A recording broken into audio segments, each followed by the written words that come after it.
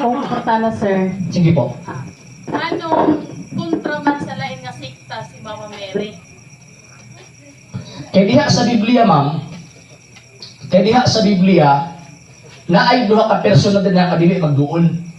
Kinsa lang diha na, kinsa lang mga natawag anang mga karakter na di gid magduol. Niya. Ang question, nga nung sukok man ang laing sekta kang Mama Mary o di nila madawat si Mama Mary. 3:15. Sige mo din sa badang kasulatan. Himuon kong magdinumtanay, ikaw ug ang babae. Mahimong kaaway ang tao ug ang bitin. Og mahimong kaaway ang imong kaliwat ug ang iyang kaliwat. Dugmo ko niya ang imong ulo o paakon mo usab ang iyang tikod.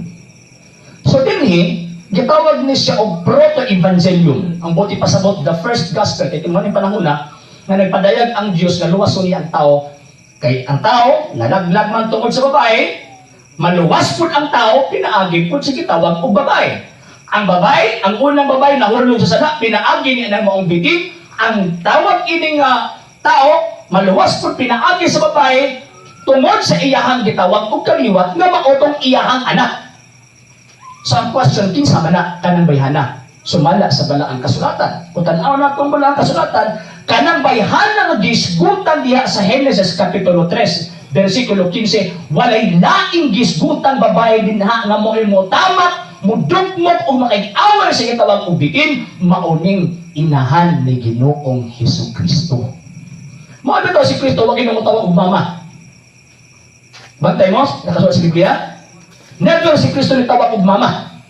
Nga naman, kay gitagaan og pahimug-at ni Ginoong Hesukristo nga kining iyang mama maunitong babae nga giingon sa akong amahan nga mudugmok sa ulo sa bitin. Sa naman, sa diya nakita niya sa Mama Mary sa tawag anang kalangitan. Nakita ko ako sa kadakong kiliban una ko sa kababae nagbistig adlaw di koronahan og 12 ka bituon. Never sa tingong na, mama, nga naman, itong kay confirm nila na kining bayhana mauni ang mudugmok sa ulo sa bitin. So karon, nanong di man sila pwede magduol kay kining maong babay, always ni nagsunod sa kabubuton sa Dios. Kining bitin, always gyud ni musupak sa kabubuton sa Dios.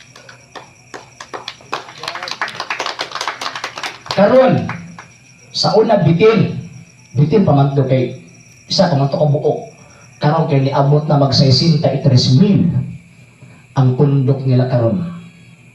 Kung basahon na to ang Revelation, gikan sa bitin nahimong dragon. Muna left and right, back and front, atake sa mahal na Birheng Maria.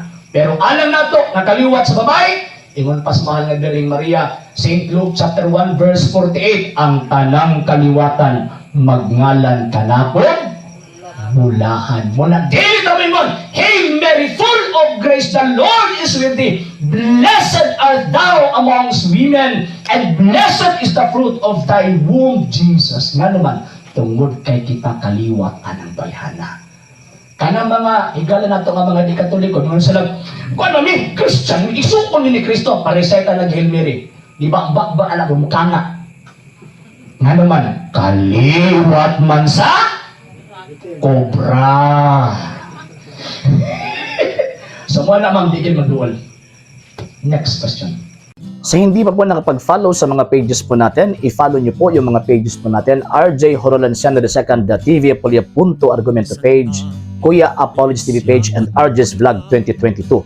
And pwede rin po kayo mag-send po dyan ng Facebook stars. And also, sa ating po mga channels, sa hindi po nakapag-subscribe, i-subscribe po ninyo yung mga channels natin, Dalay Catholic, Apologist International Official, RJ Sano II TV, Kuya Apologist TV, and Barrio Kawayan Religious Forum.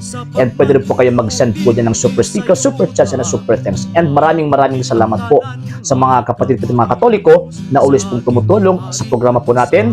Maraming salamat po. Nang dahil po sa tulong at suporta po ninyo, ang programa pong ito, until now, andito pa rin po sa social media. And until now din po, nangangailangan pa rin po tayo sa tulong at suporta po ninyo dahil wala po kami magagawa rito mga sir, mga ma'am kung wala po yung tulong at suporta po ninyo. Sa gusto pong tumulong, sa gusto pong sumuporta, pwede po ninyong ipadala ang tulong at suporta po ninyo sa pamamagitan po ng ating mga account numbers dyan po sa ating pong screen, and pwede niyo po kaming i-message sa ating pong page kung via remittance po yung papadala po ninyo. Maraming salamat po in advance.